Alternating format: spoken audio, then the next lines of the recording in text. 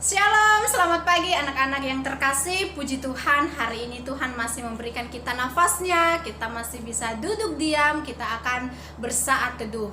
Namun sebelumnya anak-anak, Ibu mengajak anak-anak untuk menyiapkan firman Tuhan, menyiapkan hati dan pikiran kita untuk kita menghadap hadirat Tuhan. Mari kita, sebelum kita memulai pembelajaran kita hari ini, saya mengundang anak-anak untuk bersaat teduh dan kita akan menyanyikan pujian Day by Day.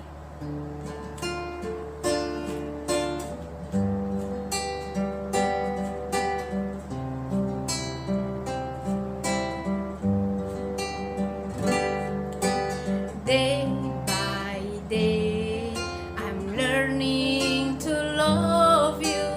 Day by day, I'm learning to serve you. You take my hand, you'll never walk away as you change my heart.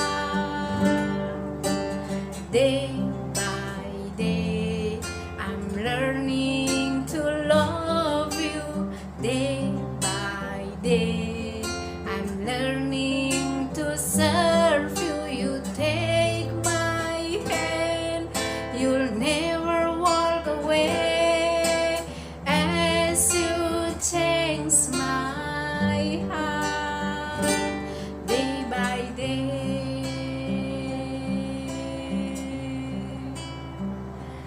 day by day. Mari kita berdoa. Tuhan Yesus, selamat pagi. Kami bersyukur ya Bapa, hari ini Tuhan masih memberikan kami nafas kehidupan untuk kami boleh duduk diam di hadapan Tuhan. Tuhan, sekarang kami mau merenungkan sebagian dari firman-Mu. Tuhan, berbicaralah di dalam hati dan pikiran kami, supaya kami boleh dengar-dengaran akan firman-Mu. Terima kasih ya Bapa, kami serahkan waktu ini ke dalam tangan-Mu. Dalam nama-Mu Tuhan Yesus, kami sudah berdoa. Amin.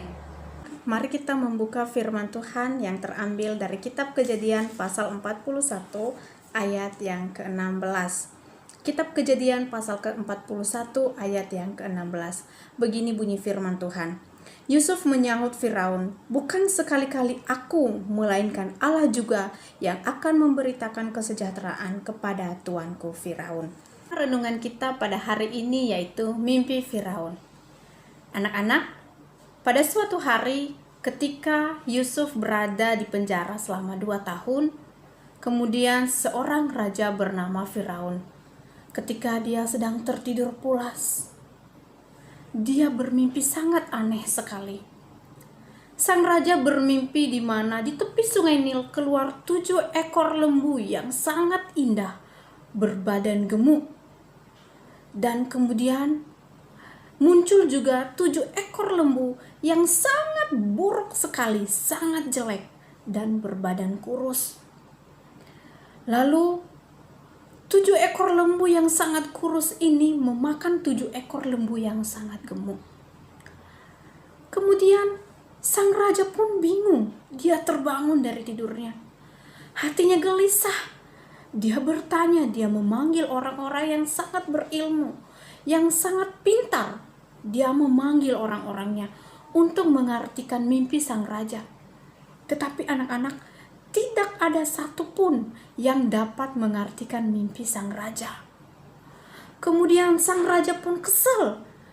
Lalu tidak lama kemudian seorang kepala juru minum yang pada waktu itu bersama-sama dengan Yusuf di dalam penjara, dia menceritakan kepada sang raja bahwa ada satu orang yang akan mengartikan mimpi sang raja. Kemudian sang raja pun menyuruh pengawalnya untuk memanggil Yusuf, mengeluarkan Yusuf dari penjara untuk mengartikan mimpi sang raja. Kemudian Yusuf pun keluar dari penjara, pakaiannya diganti, lalu Yusuf dibawa ke depan sang raja. Kemudian sang raja pun berkata, "Yusuf, saya dengar kamu bisa mengartikan mimpi." Yusuf menyahut kepada sang raja Firaun, "Bukan sekali-kali aku, melainkan Allah juga yang akan memberitakan kesejahteraan kepada tuanku Firaun. Raja Firaun menceritakan mimpinya kepada Yusuf, di mana 7 ekor lembu yang sangat gemuk dimakan oleh 7 ekor lembu yang sangat kurus. Tetapi bukan hanya itu anak-anak. Raja juga menceritakan 7 bulir gandum yang kurus memakan 7 bulir gandum yang gemuk. Firaun bingung apa arti dari mimpi tersebut. Lalu Yusuf pun menyahut kepada sang raja, mengartikan mimpi raja. Yusuf berkata bahwa di Mesir akan ada 7 tahun masa kelimpahan, masa subur, masa yang penuh berkat, masa yang makmur. Lalu 7 tahun berikutnya akan terjadi masa kelaparan yang sangat hebat di negerinya. Bisa mengartikan mimpi sang raja, sehingga raja pun memilih Yusuf untuk menjadi wakil raja pada saat itu. Apa yang dapat kita pelajari dari kisah Yusuf? Di sini kita dapat melihat bahwa jika kita percaya sungguh-sungguh kepada Tuhan, maka Tuhan juga akan ingat kepada kita anak-anak. Seperti Yusuf, meskipun dia di dalam penjara, dia tetap membangun relasi kepada Tuhan. Dia tetap berdoa.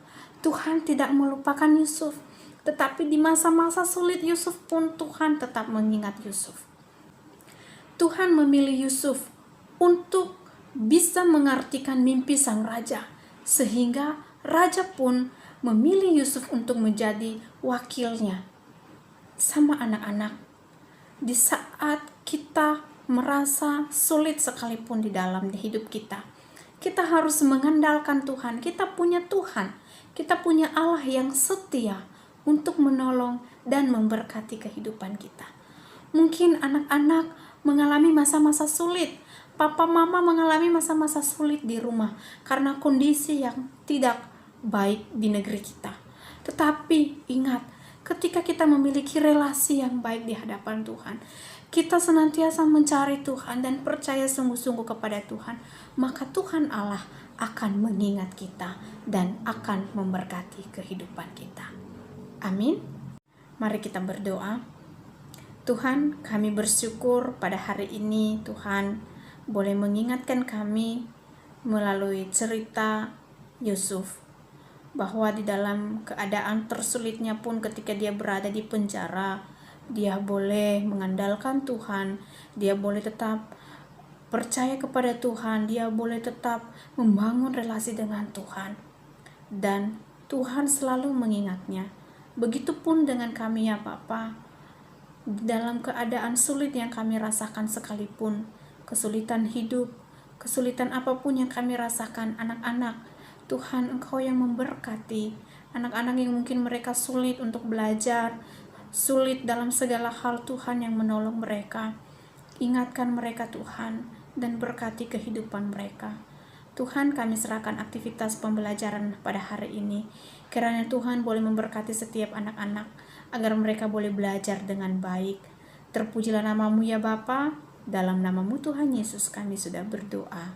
Amin. Baik anak-anak, demikian renungan firman Tuhan bagi kita pada hari ini. Selamat belajar. Tuhan Yesus memberkati.